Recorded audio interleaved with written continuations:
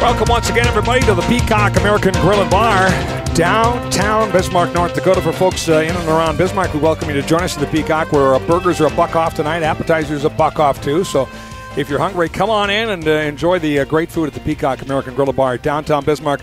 The host site for the Legislature Today radio show through the entire legislature this year, the 63rd Assembly of the North Dakota Legislative Session. Some very special guests on the program this evening. The managing editor of Great Plains News, Dale Wetzel, is here to introduce everybody and get things started after a busy day today at the Capitol. Dale? Actually, before we even get into our guests, we're going to talk about what happened today, as we do each hour as well in the legislature, as Dale is covering all of that for you. Did you have a good weekend there, Mr. Wetzel? My weekend was awful. Was it? It was, yes. Why I'm just kidding. You just wanted to answer different than most people do? Yes, I do. Yeah. Oh, it's swell, Scott. I just had a great time. I did cook some black-eyed peas and cornbread, and it was marvelous. Wow. Yeah. That's are you a gourmet cook? I wouldn't. I'm a cook. I'm not a gourmet cook. I see. All right. Well, that's good to hear. I watched a little Sioux hockey this weekend myself. So I watched none. Saw the better of the two games. As a matter of fact, the one where they actually beat their opponent, Colorado College, on Saturday night. What a concept! The Sioux won a game, hockey game. Well, they actually won quite a few. You got to pay a little closer attention. I do. Yeah. So what happened today? What was the big news on week number 2, day number 1 of the second week of the legislative session? Well, where I spent most of my time today was on the House Finance and Taxation Committee. They're considering a number of ways to reduce property taxes and to try to give incentives for property developers, housing developers, to build housing in western North Dakota. There's a number of strategies that are going to be considered for reducing property taxes and also for providing housing incentives. And one of the things that we're going to talk about tonight is, do you really need incentives for housing developers when the market in North Dakota is booming and you can sell a home for $300,000 in Watford City, North Dakota? All right, so we're going to be tackling that today on the program. Anything else that was a hot hearing today or a buzz in the Capitol hallways? There was a rally today. It's organized by a group called the Campaign for Liberty, and it's a Tea Party group, I think it's fair to say. And they had I think it's fair to say, a sparsely attended rally at the Capitol to try to put forward the idea that the legislature and the governor are on the cusp of spending way too much money, and that there should be more emphasis on tax cuts and less emphasis on spending money. And I guess what we're going to have our debates about is, okay, we're spending more money, there's no question about that, but is it being spent wisely? I'm sure the governor would argue that yes, it is being spent wisely. But the question becomes, is it better to spend it or return it to the taxpayers in the form of tax cuts? All right, so we'll tackle that debate on the program today, as we have one of the organizers of the Converge on the Capitol event. Generally, week 2, once you get past the state of the state and the addresses by the Supreme Court, Chief Justice and tribal officials, is this where you sort of get beyond the pomp and circumstances of kicking off a session and get down to business? You do, and thank goodness for that. The bill introduction deadlines, even early in the session, are approaching fairly rapidly. Right now, House members are restricted, I think, to introducing 5 bills now. Up until now, they could introduce as many as they pleased. And the final bill introduction deadline, I think, is 2 or 3 weeks from today. 1 week from today for the House. Yes. And then 2 weeks from the Senate, yes. See, because when you have the House deadline passed, you have all the House members running over to their senators and saying, "Oh, please, please, please, will you introduce my bill?" and it's quite a circus to watch. And but so essentially, in the next month, before the next month is over, before the next 4 weeks is over, we will know almost everything that is going to be debated in the legislature, because it all has to be introduced as part of this compressed 80-day session, and then you'll know everything that you have to deal with. And we're in the process of starting to get to know that, because the bills are pouring in. I mean, if you're in the House chamber today, you see everyone running around with little blue folders. Sign my bill, yes, right? Be a co-sponsor. Please sign my bill. Be a co-sponsor. This is what my bill does. You have people with 5 or 6 bills in their hand, trying to explain each one to a potential sponsor, and it's it's quite the scene. Interesting. All right, a little recap on what's happening more in that next hour. Right now, we'll get down with our guest, a Republican member of the House, a Democratic member of the House, and the organizer of the event today that you mentioned earlier. So go ahead and introduce our guest, Dale Wetzel, managing editor of Great Plains News, and another hour of the Legislature Today radio show. First of all, we have Mr. Blair Thorson, a Republican from Fargo. He's the chairman of a House Appropriations Subcommittee that oversees state agencies. It's called the Government Operations Committee. We have Mr. Elliot Glassheim, a Democrat from Grand Forks, a former Grand Forks City Councilman, and one of the legislature's noted iconoclasts, if I may say. And we have Charlene Nelson, who was the chairperson of the campaign last year to repeal property taxes. She's been a long-time activist. She's been involved in fights over bank privacy and other things, and she's a pistol. How else can we say it? And we want to talk about the Tea Party event today that happened at the Capitol, and also the significance of the Tea Party in the legislature, to what extent it has political influence in North Dakota. And I'd like to start with Charlene, actually. Charlene, can you tell us about today's event and what it was like? Yeah, well, this is the second time we've done it. Last time we held it in the Heritage Center. This time, of course, Heritage Center is under construction, so that's why we held it outside this time. And our goals are twofold. First of all, we wanted the citizens to come to feel comfortable, be made more familiar with the legislative process and with the people who are there at the Capitol and what they can do to be involved. And then the second goal is to let our legislators know that we are concerned, we do want to have a voice, and hope that our voices are heard in the legislative process. Okay, when you want to have your voice heard, what is it that your voices are saying to the legislators? Well, our biggest concern, of course, you've already alluded to it, is the budget. We think that a $12.8 billion budget is just unacceptable, especially when we have, our state government has expanded 150%, the state spending 150% in the last 8 years. During that same time, our wages have increased only 38%. So spending is far outstripping our personal income, and we feel that it's time to reverse that trend, and let's go back to a more reasonable budget. Mr. Glassheim, what do you think about the reasonableness?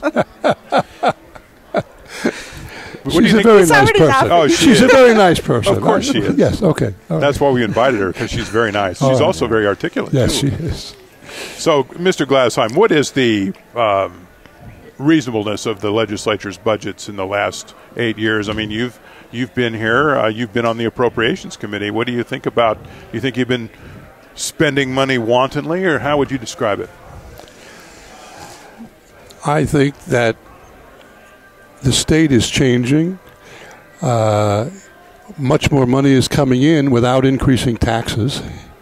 The flaw in that argument is that people's taxes aren't increasing. Economic activity is increasing. An awful lot of the increased dollars are coming from oil development. And you know who's paying for that? People who drive cars all over the United States. But North Dakotans aren't paying any more than they used to for state government.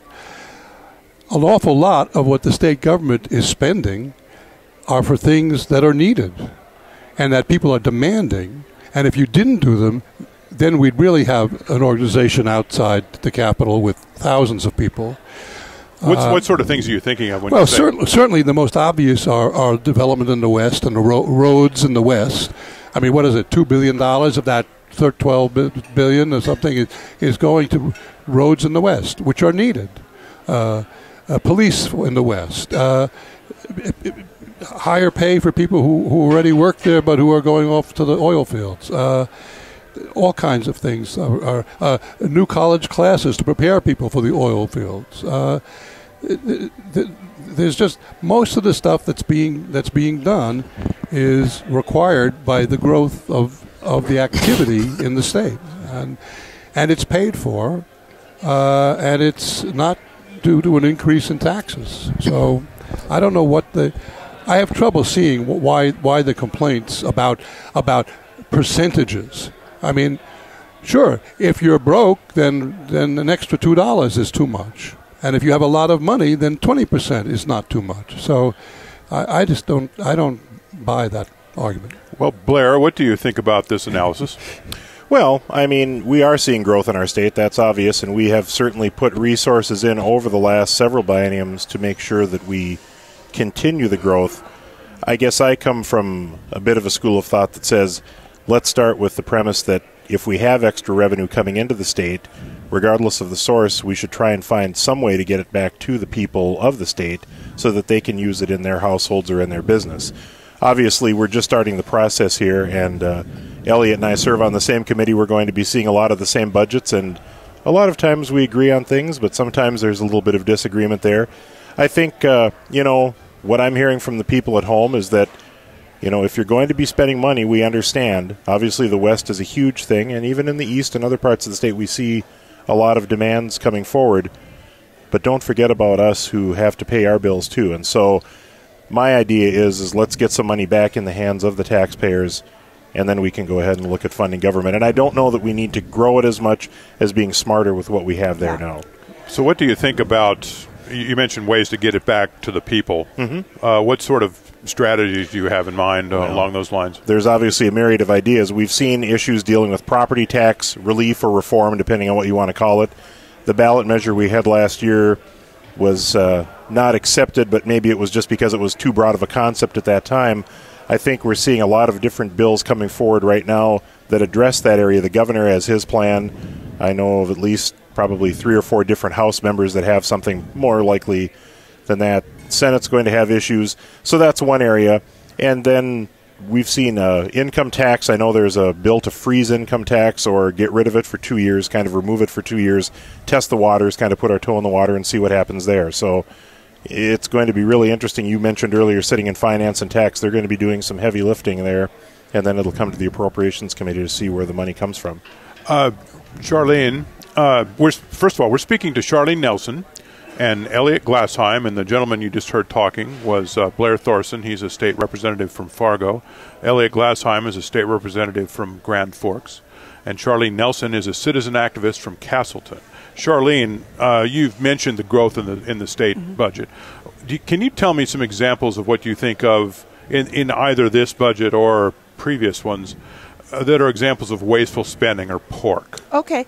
I don't agree. I don't disagree with Representative Glassheim that we do need to spend things on infrastructure and roads and these types of things.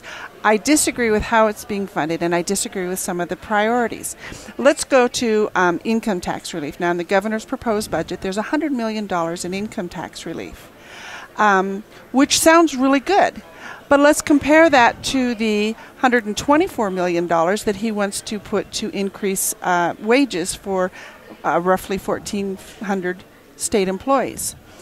That's a little lopsided when we're talking, about the budget. We're talking about property tax relief. Now, historically, the homestead credit, which it's being proposed that the homestead credit be expanded. But currently, the homestead credit amounts to about, on average, for those who qualify for it, and they have to be elderly, they have to meet certain requirements to get this homestead credit, it's about $750 per elderly person who qualifies for this credit. Meanwhile, we're giving $11,000 to every out-of-state student who comes into North Dakota to pay. To study at our universities. I think this is a lopsided and a poor use of our money. There's a lot of other examples, but the ideas are right. The income tax relief, good, but it's not. But as we're doing that, then we're also just giving $106 million given out in corporate welfare in this proposed budget from the governor. When we have this much money, we say, well, we've got it, we're not going into debt, the tax rates aren't going up. It's not just the tax rates that concerns me, it's also the size of government. For example, Governor Dalrymple wants to add 270 new state employees. 8 years ago, there were 62 citizens to pay for each state employee. Under Governor Dalrymple's budget, it'll be 59 citizens for every state employee. At some point, that's going to be unsustainable. Mr. Glassheim, Representative Glassheim, do you think that there are examples of waste in the budget? And if I mean, what do you think of it as examples of expenditure increases that are completely justified and demanded, in fact, demanded by the people? Well, two things before I get to this. Please. First of all, I forgot earlier to add, you can call $714 million an expenditure because it's in the expenditure column, but it's also reducing people's property taxes. So if you want to call it an expenditure and say, oh, that's X percent of the budget and look how we're spending it, I don't consider that an expenditure. That's a shifting because of it's taxes. going to property taxes. It's going to property taxes, which the state is taking off and paying for with oil development money, not from income or sales tax. And if it actually reduced their property taxes, I'd be happy. But it no, doesn't. but it reduces the burden on the individual, which is what I'm concerned about. I'm not concerned about gross numbers. I don't care what the property tax is if I'm only paying X. I mean, that's, so anyway, because I don't know that you can reduce the property tax without reducing services that people want. But what I'm saying is we're going to spend $714 million in this property tax relief, and yet our bills, the bill I pay, isn't going to go down because we're allowing local governments to hide their spending increases in the state budget with this property tax. And that is the great concern we hear when we talk to people back in our districts is the state has put money into there. Why is my bill actually not going down? It's going up. Everyone's is going up. But the point I was trying to make was just that let's not count certain things as spending that are also tax relief. If you didn't put that in, your bill would go up even further. So it's a certain tax relief. Secondly, I don't know if you'd be interested, but you asked about strategies for giving money back to the people. Yes. And I thought about this, and I had. I got it from my barber, Joe the barber, who said, why don't we use the Alaska plan and give money back to the people? And so I just dropped a bill in today to give $400 back to every adult citizen who's lived in North Dakota for a year, directly. $400. Let's talk about this. $400. $400. $400. One time. One time, so that you don't reduce the rates in case we have a bust. If we have more surplus next time, we do it again. But we don't reduce the rates because you can never raise them again, as we've seen from national discussions. One difference in the Alaska plan is that the mineral rights are actually owned by the state owns the mineral state-owned. So I understand that, but the money is the money. Mm-hmm. The money is available. We have $1.6 billion surplus over what we projected we needed last session. So I want to give back, and my 400. I'm a conservative progressive. I didn't want to give back $1.6 billion. I thought we need to do stuff with that. So mine would cost about $250 million. But it would give back to individuals. I bought the Tea Party argument, let's put money back in people's pockets directly and without finagling it in one way or another. So I don't know if there would be support among Tea Party, but I can't get Democrats to support it. But Why a residency for a year? Why not 5 years or 6 months? Or I don't know. I didn't want people crossing the river and saying, "Oh hi, I just came across and I want my $400." Yeah. So I thought if you've lived here for a year, well, that that means you're to here. That surplus. It could be. I mean, if somebody we then had an exit tax on them as they go back across the border. Yeah, I should tell you also that a well-known newspaper person in Grand Forks accosted me after hearing of this and said, Did he have a mustache, a gray mustache? Or his initials MJ? Or, you don't have to reveal who they are. J, M. Did he once tell Hal Gersman to shut up on the radio? 3 times, I believe, if I recall that. But he said that we should give it back $25 a year for every year you've lived in North Dakota, because, and his wife chimed in, because they had to put up with cold and this and that and poverty for a long time. So you should be rewarded. And drought and floods, drought and flood, pestilence, everything. Four horsemen. Right. So anyway, so that's a, and he promised me that if I put that one in, I would be on Piers Morgan. But I didn't. I'm so sure you want to be there. And you could be watched by 200,000 people nationally. Anyway, so that's one way to give money back is directly, but we'll see how that goes. Would you vote for that, Blair? Well, I'm not so certain. We might have a new coalition being built here right now. Right. What? Here's the good thing. We're talking about giving money back to the people of the state. Look at what's happening around the nation. We are one state that is looking at ways of giving money back to the people so that even someone like Representative Glassheim, who might not necessarily be in that position, is now thinking fiscally conservative. Feeling generous. That's right. And He's feeling the love from you, Blair. I think that's you're right. very- See? We're feeling the love. In Representative Glassheim's defense, I do remember way back when Elliot Glassheim put in a bill essentially to create an enormous trust fund out of oil money, and he produced a legendary spreadsheet. Actually, he requested from the Legislative Council, which did it. And it said if we'd been doing what he proposed back when oil was first discovered, we'd be running the state government on Actually, it wasn't related to oil. It was to put 1/10 of 1% of the budget, the total budget, in a trust fund. And this was, what, in 95? 95, I think 95. It was, yes. And it built up to billions of dollars. But they didn't listen to you, is what you're saying. I guess they didn't want to do that. But now I'm just telling you that he has legacy fund instincts. It's nice of you to remember that. Yes. Wonderful.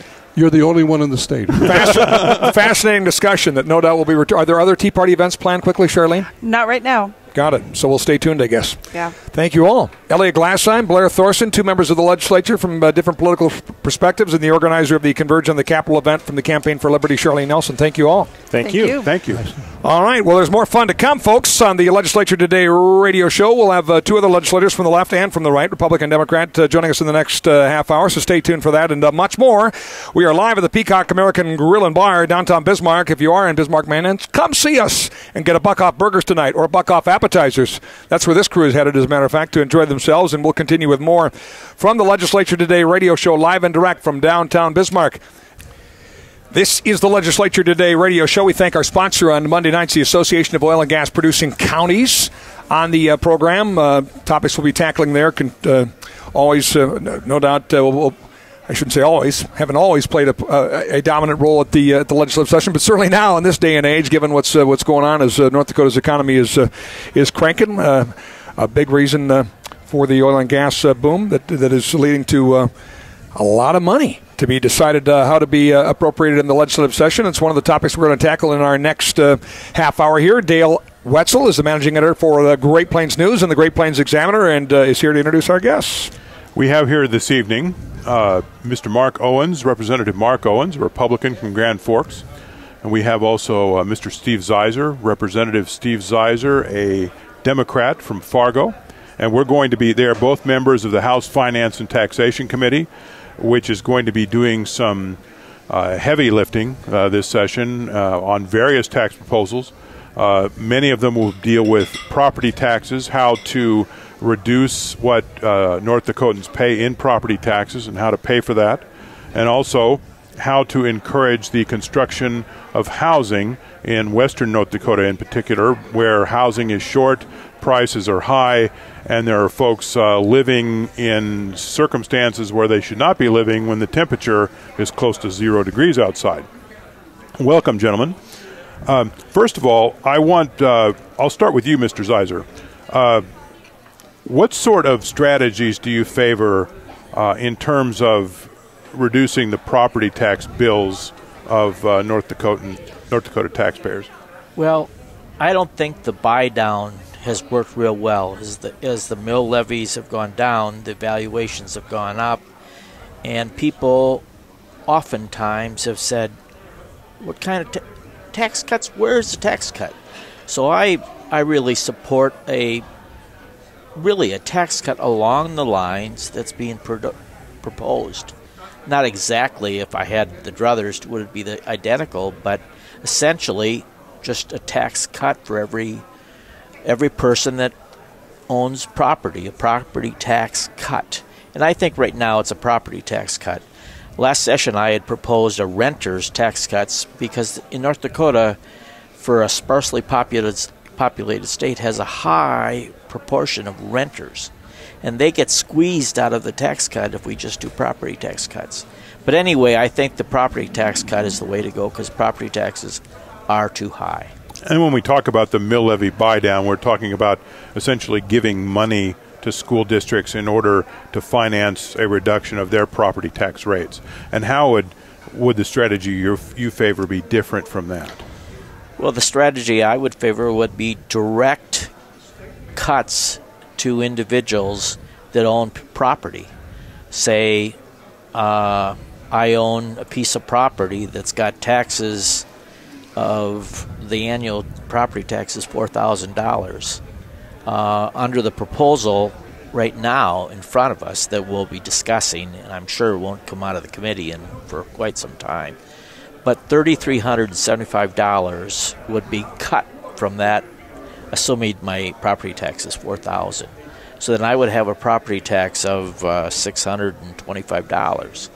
And that's a direct, and that would be seen clearly by the individual, whereas the buy down doesn't get seen, and people are still complaining that they haven't gotten a tax cut. So I support that approach. What kind of strategy do you favor, Representative Owens, in terms of shrinking people's property tax bills? Well, Dale, the reality is, based on how we're doing it right now, when we're doing it on mills, we're actually doing it based on a percentage. So that means that every time the political subdivisions, cities, counties, park boards, even the schools still with the reduced mill levies, even with the schools in that situation, what happens is every time they go to increase, or they need to increase because costs have gone up, heating's gone up, the salaries have gone up, whatever the case is, that causes, if we're going to maintain the same level of property tax relief, which is what has been going on so far, what we need is property tax reform, not property tax relief. And how do we carry out property tax reform, in your opinion? We're going to have to revisit the formula completely. I mean, there's been a number of efforts. What we saw today in tax and finance was literally the tip of the iceberg of what's going to come before this session as far as property tax relief/reform. There's going to be, just in the interim committee alone, there were 17 bills that we considered dealing with property tax alone during the interim committee. Now, not all of those were passed on. The one that we just heard today, which I call the 80,000 or 80% rule, which takes us to what is traditionally in other states known as a Homestead Act. It applies only to your homestead, your residential, for North Dakota residents. So if you're not a North Dakota resident, you don't get the property tax relief, which in my mind works out fine because they don't pay any other taxes to support the infrastructure of the state. So their higher property tax by being an out-of-state property owner is used to pay off the rest of that support for the infrastructure that the residences are paying in their not only property tax, but in their fees, in their sewer maintenance, in their water, bill, when in their sales tax, when they register their car. All this that they're using to help maintain the infrastructure of the state, the out-of-state property owner doesn't do.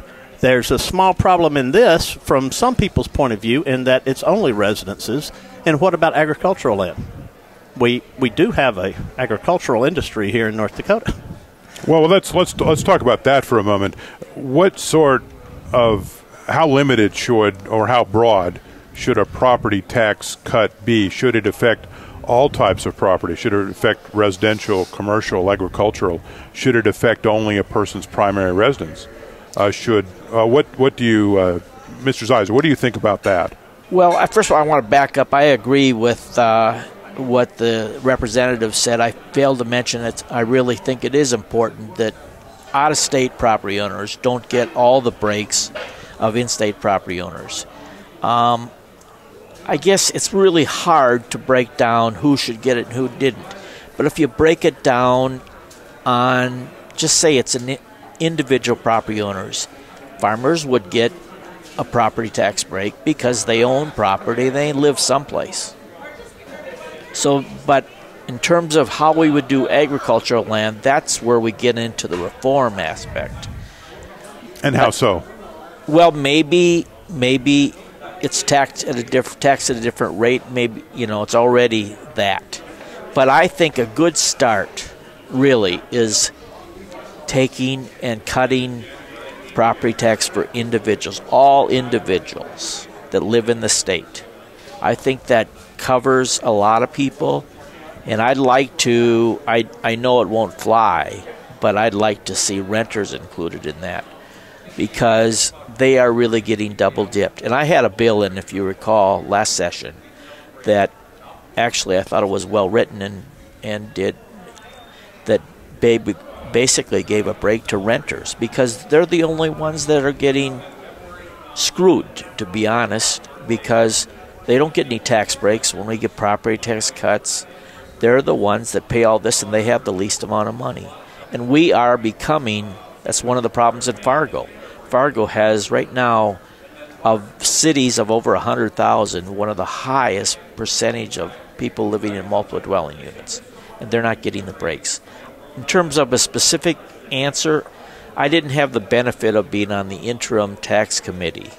So I didn't hear all the things that Mr. Owens heard. But I certainly, if we had time, and I don't know exactly how that's going to flow in our committee, Mr. Owens is right, Representative Owens. I think we're going to be the heavy carriers of legislation this session, not only in terms of numbers, but in difficult issues. Are you comfortable with leaving property tax reductions to residents of North Dakota and excluding out-of-state folks? I think for a start, yeah, because exactly, we pay all kinds of other taxes. We have to fix roads. We have to do all those kinds of things. Out-of-state people, just like out-of-state corporations, I think there should be, and there is a difference in most cases. Tuition, people have, get into education, there's in-state and out-of-state tuition. That's how I feel anyway. What do you think about, I want to discuss specifically the homestead credit concept.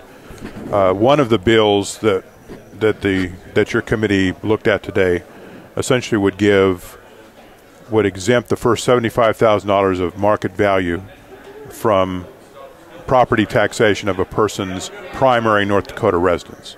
If you are 65 years old or older, it would be $125,000 that you would not pay property tax on, if you lived in this home and it was your primary North Dakota residence. So in other words, if you live in a home with a market value of $75,000, you pay no property tax on it. If you live in a home that's worth $100,000, then you pay property tax on $25,000.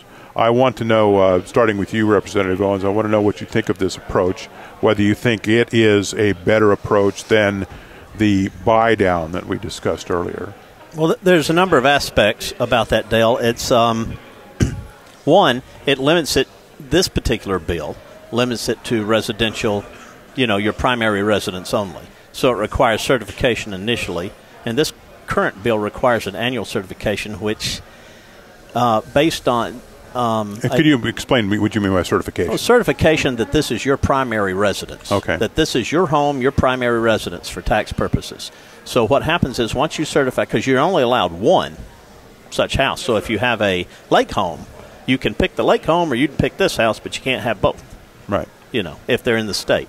So, and this is common in a number of states, this type of Homestead Act. A certain percentage, a certain defined taxable value is the way it's described. $4,000 in taxable value dollars in one state, up to 160 acres of property that you own, which could be commercial, residential, agriculture. Now, obviously, in our case, we're only dealing with the residents on this particular bill. Okay, but it limits it to North Dakotans, so out-of-state property owners don't get it. Okay, now the difference between that and the buy-down is across the board. It affects everybody. And both of these are property tax relief. They're not reform, though. All you're doing in both cases is shifting the property tax from one taxing authority to another taxing authority. The property tax is not going away, but to the homeowner, it's very much welcome. Now, the advantage to the second one, the Homestead Act, as opposed to the buy-down, again, the buy-down is a percentage, so that as things go up, it goes up. The Homestead Act is a fixed amount. So as the local political subdivision raises property tax, this amount doesn't change, And the state, who has now taken over part of your property tax, has a defined limit on what they contribute. Okay. See, the one other thing about the fixed amount, it helps those that have the least more. When you have a percentage, when your tax goes up, then the tax break, so to speak, continues to go up as well. Now, I think reform, you can reform and reform. Eventually, though, it gets right down to it. Do the people recognize that there's a tax break? To me, that's what I get back in Fargo, is people say, I thought you guys were going to give us a break and reduce our property taxes. I don't see it. And somehow, this approach, when you reach a certain dollar amount that gives you a maximum reduction on your property taxes, more clear. It would be visible. Like in Fargo, actually, in Cass County, they show it on the tax. They show what the breakdowns on what your taxes are for. Now, if it's a problem, I suppose, for some of the rural areas to do that. But I like that approach. See, I actually got a Homestead Property Tax Act approved. It was maybe 3-4 sessions ago, and what actually was killed, and then they lifted it into the governor's budget, and they used it block, and I mean, that was right in the governor's budget. But so I do like that approach, and that's why I certainly support it. I understand what Representative Owens talked about shifting. All taxes are shifting. No matter how you do it, it's shifting one to the other. And I just happen to think that this is the most straightforward. We've been talking this evening to Fargo Representative Steve Zeiser. He's a Democrat, and we've been speaking to Mark Owens, a Republican state House member from Grand Forks. And I would like for you gentlemen to tell us a bit about yourselves. Mr. Owens, people who are listening to this are thinking, that guy doesn't sound like he's from North Dakota, so where are you from? Well, I normally tell everybody I moved here from South Dakota. That's where I get my southern accent. Oh, okay. But generally, they don't believe me for some reason. So then the rest of it, now it's going to go out. I'll never be able to use it again. I say, well, I'm from L.A. And I get that same look that you're giving me right now, Dale. That's L.A. like L.A., really? Okay. Yeah, Lower Alabama. Straight out of Compton. Okay. Lower Alabama. Okay. I'm retired military. I came up here in 92. I retired. I stayed. I love the state. I love the people. I love their tenacity, their attitude, their, the pioneer spirit of North Dakota. Not willing to be a saddler, that wanting to be the first out there to do something. So I stayed. Okay. How about you, Mr. Zeiser? Well, originally I was born in southwestern Minnesota in a small town about the size of Devil's Lake, 6,000 people. And eventually migrated to the University of Minnesota, and then migrated to North Dakota, where my first professional job was in Devil's Lake as the planning director. And since then we moved to Fargo, and I don't know, some people know me as the River Keeper. I was the founder and first director of River Keepers in Fargo. And what does River Keepers do? That's a river advocacy group. It was a 501c3. We had an organization, we were membership, and then we worked with the city and sometimes against them, depending on the kind of water quality and the effluent coming out of their treatment plants. But we really tried, and the larger role was to make the river an asset. It was really a dumping ground in Fargo for the most part for many, many years. And so we had a river boat, we had a series of canoe landing sites, we fixed the dams, which were called killers, and made rock dams. Everybody, when I talked about doing it the way we did, everybody said I was crazy. Then after it was done, everybody wanted to take credit for it. It was kind of amusing. That is pretty common. But anyway, I've been in Fargo for the last 30 years. And I was encouraged to run for the legislature, and I did so, and here I am across the table from my colleague, Mr. Owens. One of the other things I wanted to speak about, gentlemen, was another bill that was in your committee this morning. It has to do with encouraging the construction of housing, affordable housing in western North Dakota. Right now, there's an existing program that offers $15 million worth of income tax credits to people who contribute to a fund, which is then used essentially to subsidize housing development in exchange for some of that housing being rent controlled, or the price is kept down so that people can afford it if they don't make oil company wages in western North Dakota. Now, the bill essentially would raise that sum to $50 million, and the director of the Housing Finance Agency says that this would translate into approximately $350 million of housing investment, and I think 2,500 housing units, which sounds like a lot, but apparently it's a drop in the bucket in western North Dakota now. What do you gentlemen think about the idea that there needs to be this type of program to support the construction of affordable housing, when obviously there's considerable market demand for housing in general in western North Dakota, and maybe the private sector could handle this? Mr. Owens, or Mr. Reiser, who wants to take that first? I'll be happy, because this bill right here has some major concerns for me. The first time that we saw it was last session, and then again in the special session, where it went from $4 million to $15 million, and now they want $50 million for it. My biggest problem is that at 100% tax credit for the money that's donated to build these houses, is basically government housing. I'm really concerned, from what all my travels around the United States looking at government housing, how long they last, what they turn into, the local political subdivisions problems that exist with that type of housing that quickly appear. It doesn't take it a long time to appear. That quickly appear. I completely understand it's not about housing in the West. It's about housing all over this state, quite honestly, and particularly affordable housing.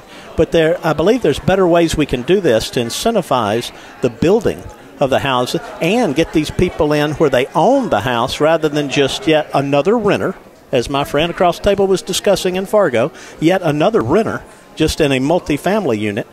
And when they own it, they take a greater pride in it. And it lasts longer, and that's been proven time immemorial across the United States. What do you think about this program, Representative? Well, I think we need some kind of program or something. Right now, it's been proven, too, that generally contractors and developers are not real happy and anxious to build low-income housing. But there's a great need for that right now in North Dakota.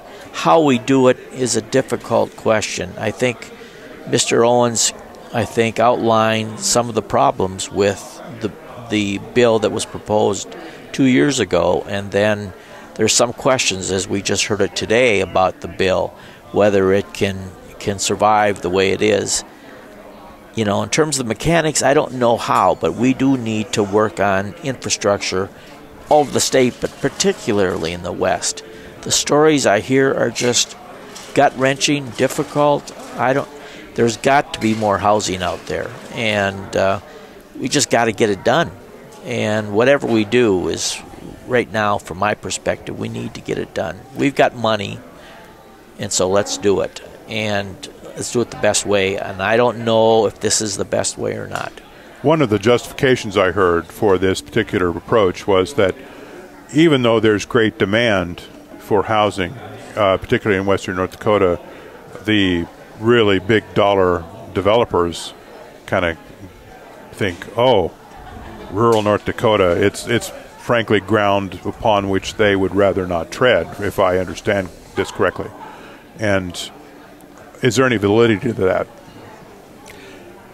Well, let me just start off real quick there. We've heard that before, dating back to 2005, where we tried to create some bills to incentivize rural building. That was before we knew about the oil. But the problem is not just there. We don't have affordable housing in Grand Forks from, say, 140 to 200,000, in that range. So it's really not just the West.